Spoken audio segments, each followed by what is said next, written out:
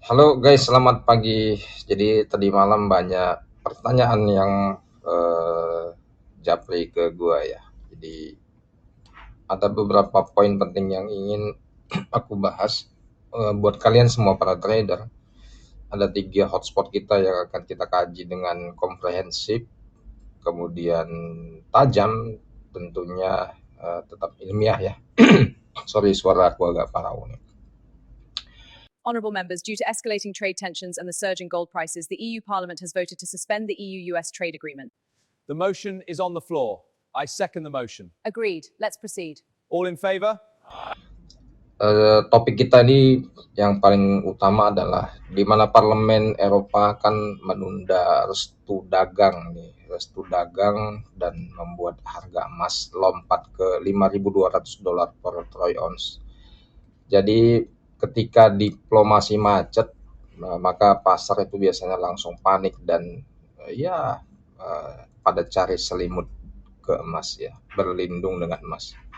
Jadi, keputusan Parlemen Eropa ini menangguhkan persetujuan perjanjian dagang dengan Amerika Serikat, bukan sekedar administrasi doang ya, tapi ini adalah sinyal dalam geopolitik global. Kalau ada penundaan terjadi, maka itu adalah bentuk sopan dari konsep menolak sementara. Jadi istilahnya menunda gitu ya. Tentunya pasar ini akan membaca dengan gambaran detail bahwasannya akan terjadi hubungan dagang antara Uni Eropa dan Amerika Serikat yang tidak solid dan akan terjadi resiko tarif dan hambatan perdagangan yang meningkat. Dan pastinya akan terjadi ketidakpastian global, naik tuh levelnya satu tingkat, uncertainty, global risk yang terjadi dari pasar. Jadi kalau ketidakpastian levelnya meningkat, maka investor nggak akan cari-cari pidato sana sini, mencari speech siapa yang ngomong, tapi biasanya langsung larinya ke emas. Oleh karena itu 5.200 tuh emas pagi hari ini. Dan dalam dunia finansial, jadi kalau politisi pada ribut, emas ini yang dapat undangan makan malam gitu ya. Oke, kita akan masuk dulu di poin pertama, hotspot yang pertama di evakuasi di Beirut. Terjadi evakuasi besar-besaran yang terjadi semalam, dan ini akan menyebabkan minyak dan emas pastinya akan semakin sumringah dan lebar senyumnya pada saat US Department of State mengeluarkan travel warning level tertinggi untuk Lebanon dan menarik staf non-esensial dari kedutaan di Beirut. Banyak sekali itu orang Amerika di sana ya, mata-mata atau memang sengaja ditaruh sebagai spionage di sana ya. Oke, kita balik ke pokoknya, di mana US Department of State mengeluarkan travel warning dan melakukan evakuasi besar-besaran warga Amerika Serikat. Artinya apa itu? Artinya Washington lagi membaca potensi eskalasi, dan artinya Timur Tengah ini kembali menjadi bara yang memerah. Ya, merah ya, bara. Ya, Timur Tengah itu kan kita tahu ya, jantung energi dunia, jalur logistik strategis, sentimen geopolitik yang sangat sensitif, dan begitu ada potensi konflik, minyak itu akan naik ya, karena takut tuh pasokannya terganggu. Emas juga naik, juga takut karena dunia tidak stabil, dan perak biasanya ikut nimbrung karena dia itu adiknya emas ya. So pasar itu seperti anak kecil, kalau listrik mati dia lari ke lilin. Emas adalah lilinnya ekonomi global, jadi kamu harus paham filosofinya di situ. Emas adalah lilinnya ekonomi global. Ketika ekonomi global sedang terjadi eskalasi, maka orang lari ke emas. Oke, kita masuk di hotspot poin kedua. As you see, AI is projected to cause massive layoffs. The data is clear. We need to prepare. Our strategy must shift to mitigate this.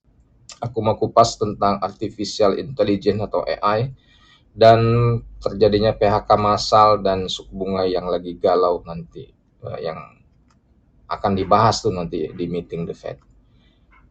Oke, aku mengamati begini, banyak Chief Executive Officer atau CEO perusahaan-perusahaan ini mulai jujur bahwasannya merasakan AI ini bukan lagi sekedar alat bantu, tapi adalah mesin efisiensi tanpa empati. Kamu camkan itu baik-baik. Mesin efisiensi tanpa empati. Nah, ini kalau AI bisa menggantikan manusia, yang terjadi apa?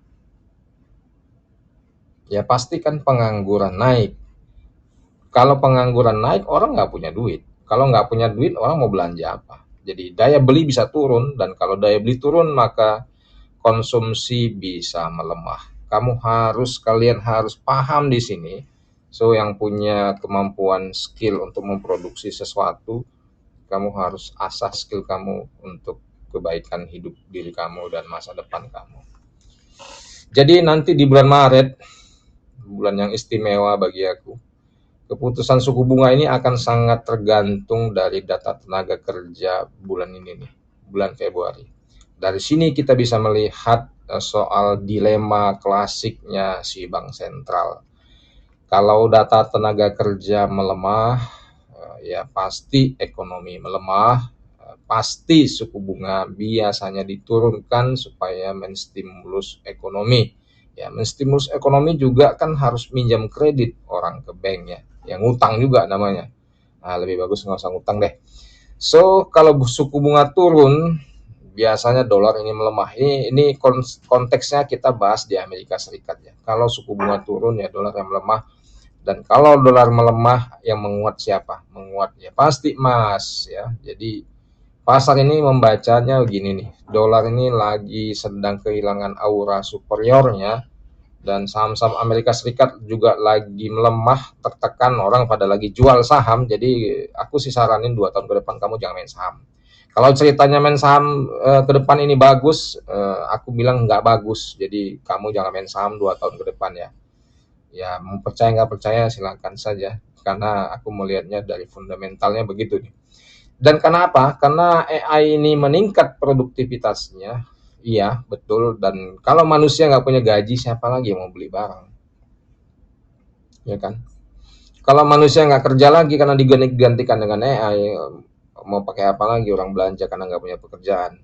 Aku saja membuat satu video seperti ini aja nggak butuh orang lain, hanya dengan menggunakan AI. Ya terus terang jujur ya, kalau mungkin di orang lain pakai tim, ada tim edisi, typing writernya, kemudian konsep beritanya, kemudian background videonya begitu ya. Aku sendirian aja bisa dengan AI. So mungkin bahayanya begitu. Nggak butuh orang lagi, bahayanya begitu. Kemudian kalau kapitalisme itu tanpa konsumen ya bagaikan warung tanpa pembeli, ya canggih ya tapi sepi. Mau canggih kayak manapun kalau nggak ada orang yang datang buat apa. Jadi itu bahayanya AI. Oke, aku nggak mau ambil pusing soal AI, aku nikmati saja. Poin ketiga, hotspot ketiga ini di soal Trump dan politik tarifnya si Donald Trump. We are going to put America first. That is what this is all about. The people of this country will be heard. Muncul lagi konsep dari dia, yaitu nasionalisme ekonomi akan dikembalikan ke United States of America. So Donald Trump ini setelah kehakiman memutuskan bahwasanya tarif kemarin itu sudah melanggar undang-undang, Donald Trump malah berani memperingatkan lagi negara yang tidak patuh pada perjanjian dagang Amerika Serikat akan menghadapi tarif yang lebih tinggi. Memang luar biasa Donald Trump ini ya. Ya ini bukan sekedar ancaman sih kalau aku bilang, tapi ini revival politik proteksionisme. Jadi kalau pemimpin satu negara mau begitu tuh harus berani tuh menasionalisasi semua sumber dayanya yang dikuasai oleh asing, perusahaan-perusahaan asing itu dinasionalisasi. Persis yang dilakukan kayak Bung Karno, presiden kita pertama ya. Ya itu, tapi semuanya kan teorinya kata mereka, prakteknya sulit ya. Kalau memang berani mati ya biasanya akan dinasionalisasi. Pemimpin atau presiden yang berani mati jiwa raganya, maka dia akan menasionalisasi bumi, laut, air, udaranya untuk bangsanya sendiri. Itu kalian harus tahu, itu harus ingat gitu. Jadi logikanya sederhana. Kalau tarif naik dari si Amerika ini, maka harga impor naik.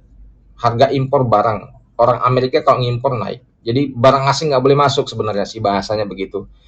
Akan terjadi inflasi potensial, akan terjadi inflasi dan potensial naik. Kenapa gitu? Karena ada suplai barang di Amerika itu yang nggak bisa diproduksi dia sendiri, butuh dari negara lain gitu. Jadi kalau barang itu dilarang masuk ke Amerika Serikat, maka akan barang yang ada di dalam negeri akan semakin mahal. Itu akan terjadi inflasi ya, potensinya naik.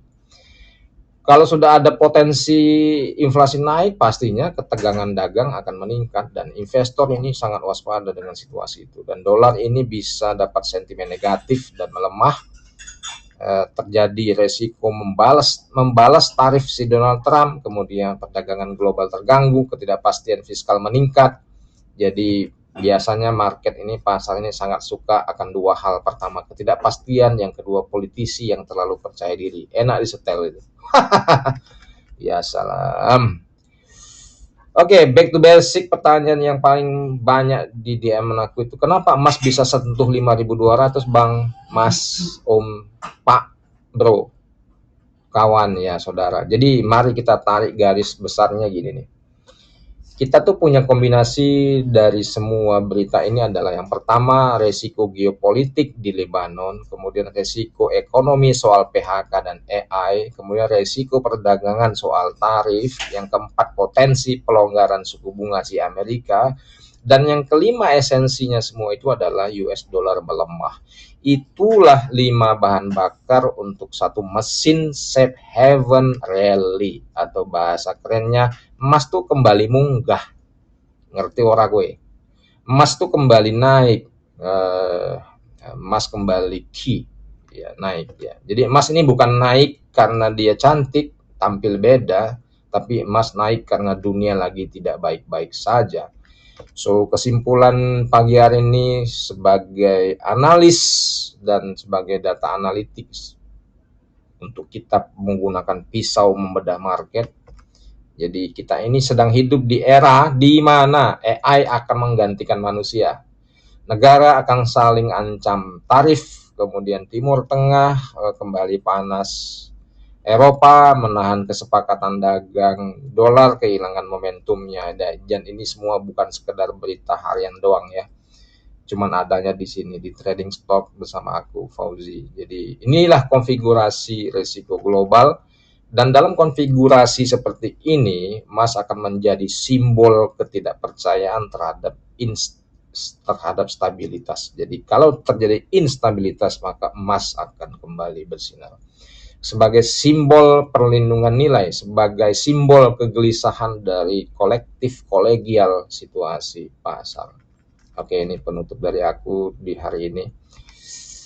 Politik global sedang seperti grup WhatsApp keluarga. Iya, semua kirim pesan panjang, link tah yang nggak jelas ya. Ada yang benar-benar menyepakati satu berita informasi yang dikirim, dan kadang-kadang berdebat dan ribut. Ya, cuman investor ini bilang satu kalimat sederhana, udah deh, panjang-panjang kita cerita, beli aja emasnya lah ya, buy ya, beli saja emasnya. Jadi itu pesan dari aku. Terima kasih yang sudah stay tune. Selamat pagi.